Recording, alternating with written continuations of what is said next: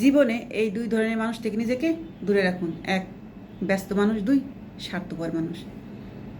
ব্যস্ত মানুষ তার প্রয়োজনে আপনার সাথে কথা বলবে, আর স্বার্থপর মানুষ তার স্বার্থ উদ্ধার হয়ে গেলে সে আপনাকে ভুলে যাবে, কারণ তার আর প্রয়োজন নেই আপনাকে। ঠিক আছে?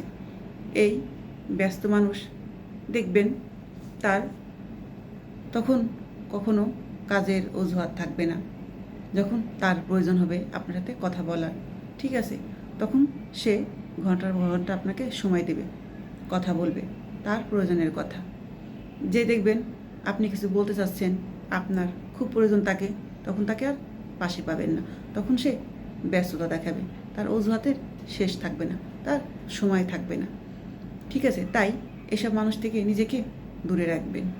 স্বার্থপর মানুষ, সে তার প্রয়োজনে আপনাকে ব্যবহার করবে, তার সুবিধা মতো আপনাকে কাজে লাগাবে।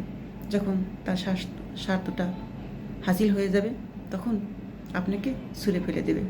তখন আপনি আপনার বিপদে তাকে কখনোই পাশে পাবেন না, এবং ফোন করলেও ফোনটা কাটা দিবে, এবং সে আপনাকে আর সময় দেবে না, এবং আপনার কাছ থেকে সে দূরে সরে যাবে।